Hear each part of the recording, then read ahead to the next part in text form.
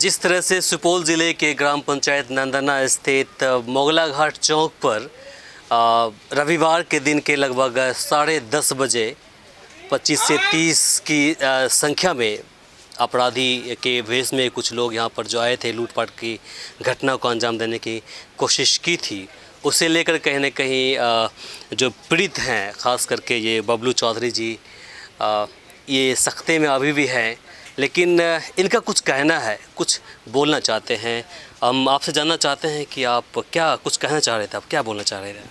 हम यही कहना चाह रहे थे कि राज्य से लेके केंद्र तक बड़ा बड़ा नेता सब जो है हिंदू मुसलमान कर रहा है। इस चौक पर हम 3 दुकानदार अपना जायसवाल परिवार के थे और पूरा मार्केट मुसलमान के थे, लेकिन दूसरे ज़िले का आदमी आके अटैक किया और पूरे ग्रामीण हमारा साथ दिया और हम बदमाश को धर दबोचे।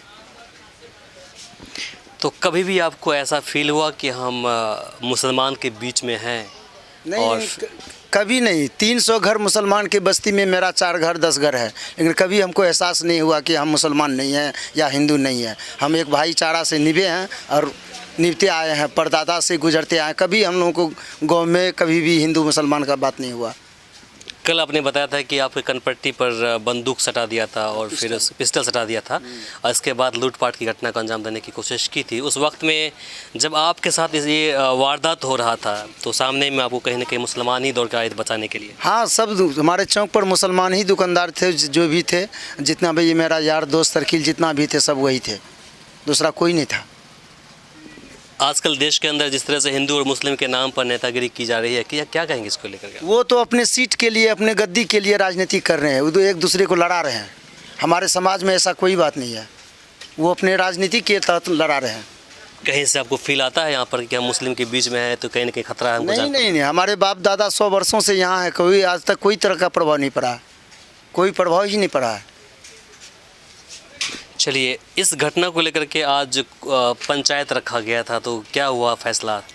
यही हुआ कि 5-7 पंचायत से मुख्य गणमान्य व्यक्ति आए हुए थे और समाज में हमको भी रहना है, जीना है, व्यवसाय से जुड़े हुए हैं, तो सब गलती की माफ़ी मांगे। उसके चलते हम समाज के बात रखते हुए हम भी थोड़ा सा डिमोरलाइज हो गए कि इसी समाज में जीना है और इसी समाज में रहना है। कितना बैर करेंगे, काहिल दुश्मनी करेंगे। पूरा मामला क्या था? क्या वो लेन देन का मामला था? आपके साथ लेन देन हुआ था क्या कुछ? मेरे साथ कोई मामला नहीं था, कोई लेन देन नहीं था। मेरे पड़ोस में मेरा चाचा जी थे, उससे लेन देन थे उसके चलते उसी से उल्टा सीधा हो रहे थे, तो उस पर जाके हम उसको बोले कि तुम इस तरह बदतमीज़ की तरह बात क्यों कर रहे हो। इसी पर उसने हमको टारगेट पे ले लिया।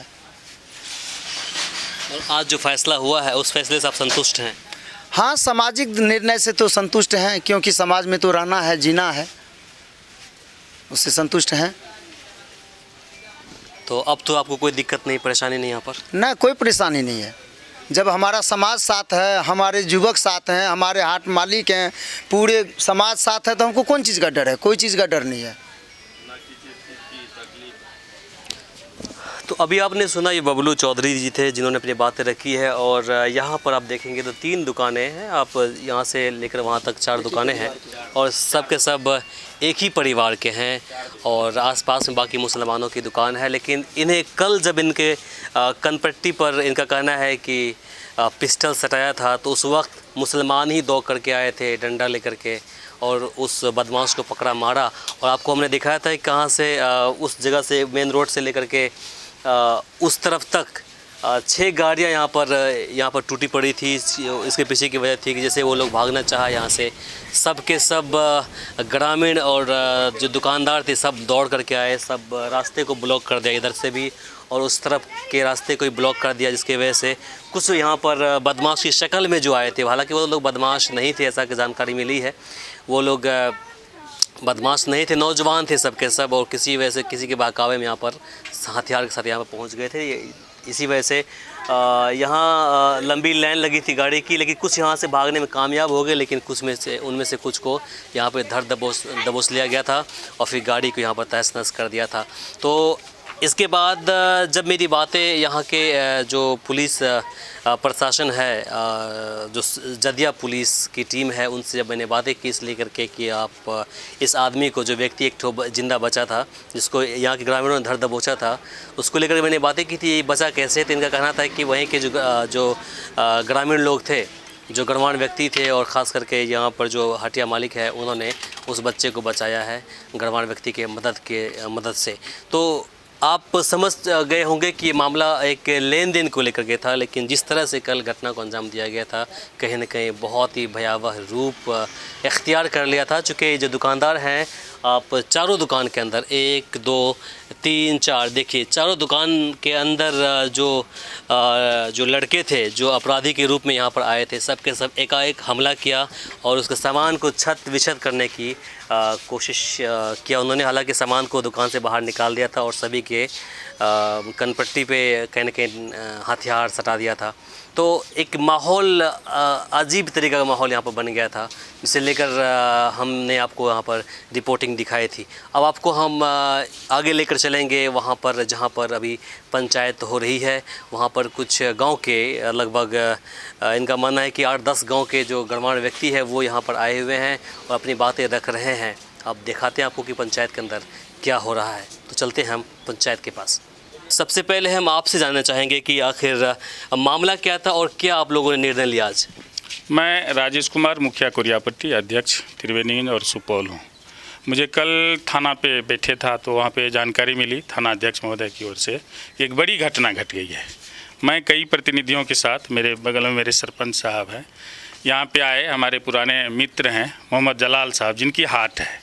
इनके हाट पे इनके और इनके भाई बेलाल साहब से मैंने पूछा तो पता चला कि छोटी सी बात को लेकर बड़ी बात हो गई, और उस बड़ी बात को करने में सभी नादान लड़के, जो सभी एकदम समझिए कोई भी 18 वर्ष से ज़्यादा का नहीं था, उन लोगों के द्वारा रुपये के लेन देन को लेकर, एक सोनू गुप्ता है जिनका 200 मीटर की दूरी पर मुर्गी फार्म है, उनका यहाँ रुपये का लेन देन रहा होगा।